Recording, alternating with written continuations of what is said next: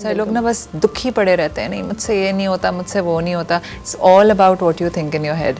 तो शाइना थोड़ा सा अपने बारे में बताइए. अच्छा, मेरा जो डिसेबिलिटी है वो पोलियो है. पहले बताइए आप कौन है, पोलियो के तो अच्छा. में बाद में आएंगे. मेरा नाम शाइना अली है और मेरा ताल्लुक़ जो है वो गिलगित बल्तिस्तान से है और मेरी डिसेबिलिटी पोलियो है. मुझे 3 साल की एज में जो है पोलियो हुआ था. तो उस टाइम मेरी फैमिली को समझ नहीं आ रही थी कि मुझे हुआ क्या है. और मुझे बुखार हुआ, उसके बाद मैं बिल्कुल पैरालाइज हो गई. उनको नहीं समझ आई. बस उनको डॉक्टर्स को दिखाया तो किसी डॉक्टर ने बोला कि आप इसके मतलब आप जितना भी इसके इलाज करेंगे आप ये बेटी ठीक नहीं हो सकती, क्योंकि ये वक्त के साथ साथ बैठेगी, क्रॉल कर लेगी, पर ये चल नहीं सकती है. तो मेरे घर वालों ने, फिर अब्बू को ये समझ आया कि उसने जिस डॉक्टर से करवाया था उसके ऊपर अब्बू को बहुत यकीन था. फिर मेरे अब्बू ने उसके बाद इलाज नहीं करवाया. मैंने ज़िंदगी के तकरीबन 22 साल क्रॉल किए और मुझे नहीं पता था कि हम लोग व्हीलचेयर पे बैठ के कितना अच्छा काम कर सकते हैं. बिल्कुल. और एक अच्छी लाइफ होती है, पर्सन डिसेबल भी कुछ कर सकते हैं. ये सारी चीज़ें मुझे नहीं पता थी. तो आप लोगों को पता है कि गिलगित बल्तिस्तान में जो एजुकेशन का लिटरेसी है वो बहुत ज़्यादा है. जी जी बिल्कुल. पर बदकिस्मती से पर्सन भी डिसेबल नहीं पढ़ सकते हैं. 2 इश्यूज़ हैं उसमें. एक तो फैमिली में अवेयरनेस नहीं होती है, लोगों को नहीं पता होता है कि अगर कोई डिसेबल होता है तो उसको कैसे गाइड किया जाए, उसको किस तरीके से स्कूल पढ़ाया जाए. दूसरी बात ये है कि एक्सेस नहीं होती. कराची जैसे शहर में आप लोगों को पता है कि स्कूल एक्सेस नहीं है, तो फिर वो तो एक पहाड़ी इलाका है. बिल्कुल. तो फिर वहाँ पे बहुत ज़्यादा सारे मसले, और स्पेशली लड़की होना, मेरे ख्याल से मुझे तो ये समझ आ रही है आज तक सबसे बड़ी डिसेबिलिटी है. बहुत बड़ी. हमारे माशरे में एक लड़की होना बहुत बड़ा मसला है, और साथ में अगर वो डिसेबल हो तो मुझे लगता है कि वो ट्रिपल जिंदगी खत्म. चैलेंजेस बहुत आते हैं उसको जिंदगी में. I know. तो मेरे भाई जो है वो कराची में आके वो सेटल हुए थे और 2018 में मैं कराची आई थी. सर्दियों में हम लोग कराची आते थे और गर्मियों में चले जाते थे. ज़िंदगी इसी तरह गुजर रही थी मेरी. सही.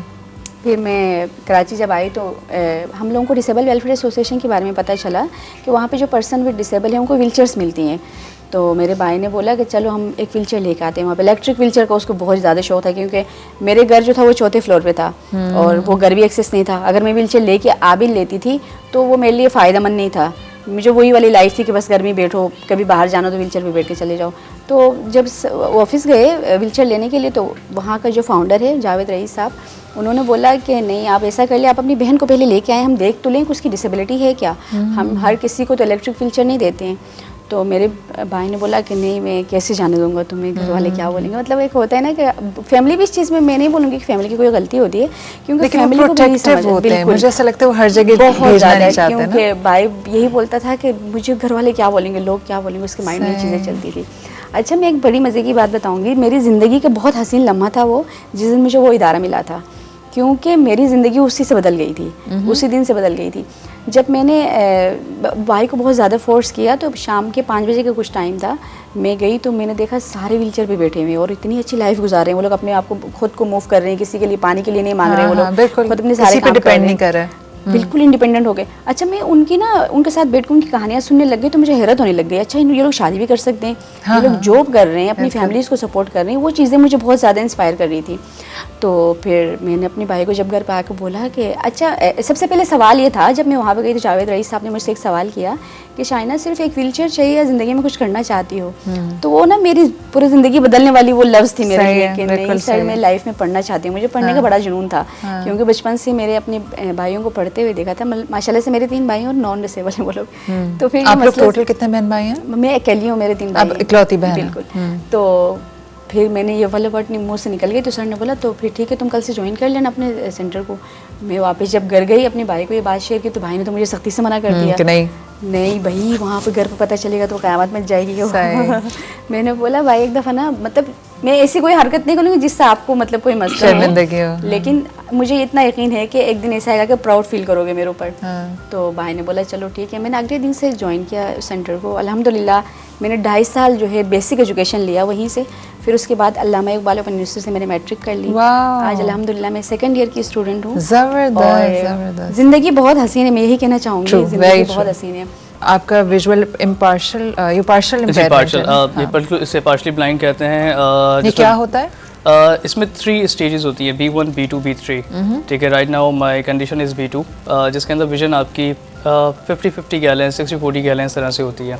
हल्का हल्का नजर आता है. या 60-40 होती है आपकी. तो अंधेरे में इशू होता है? बिल्कुल ऐसे अंधेरे में इशू होता है. आपको लाइट्स में थोड़ा आप कवर कर लेते हैं, फोकस आपका हो जाता है, सम टाइम नहीं हो पाता.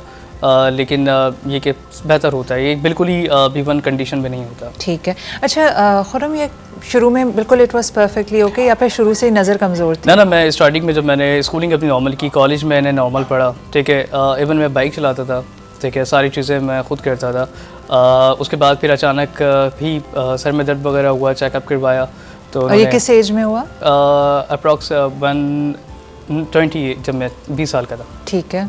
ठीक है। जब उसके बाद फिर ग्लासेस लगे, अचानक इतना नहीं हुआ, लेकिन डे बाय डे डॉक्टर्स ने कहा कि आपको आरपी डायग्नोज हुआ है और ये एज के किसी भी हिस्से में हो जाते हैं। आरपी रेटिनाइज पिगमेंटोसा, ठीक है। एक बीमारी है, इसके अंदर आपके आइज़ का पर्दा वीक हो जाता है, सेल्स जो हैं उसके वो थोड़े से कम हो जाते हैं, तो जिसकी वजह से आपको इशू क्रिएट हो जाता है। ठीक है। ठीक है। दैन उसके बाद जब वो हुआ तो फिर डेफिनेटली मुझे बहुत ज़्यादा ही चैलेंजेस का सामना करना पड़ा। सबसे पहले तो लोगों का रवैया, फ्रेंड्स एंड सारी चीज़ें वो बिल्कुल ही बदल जाती हैं। लोग आपसे मजाक करने लग जाते हैं, अच्छा इसके साथ ये मजाक कर लो, इसको तो ये नज़र नहीं आ रहा है, सारी चीज़ें।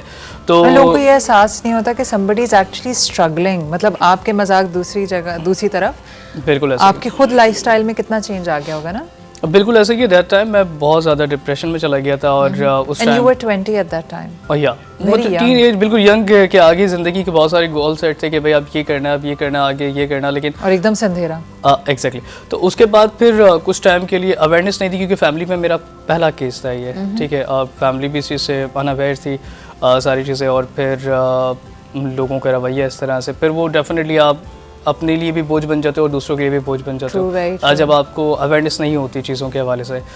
लेकिन परेशानी जो है उस टाइम पर ख्यालात में बहुत ज़्यादा थी, लेकिन जब ज़िंदगी में आगे बढ़ा तो पता चला कि हालात में नहीं थी, सिर्फ ख्यालात में ही थी, ठीक है। तो हालात में कोई परेशानी नहीं होती, सिर्फ आपके मैंने ख्यालात कहा ना के सब अंदर दिमाग की इख्तरा होती है। होती है। एक बिल्कुल ऐसा ही है।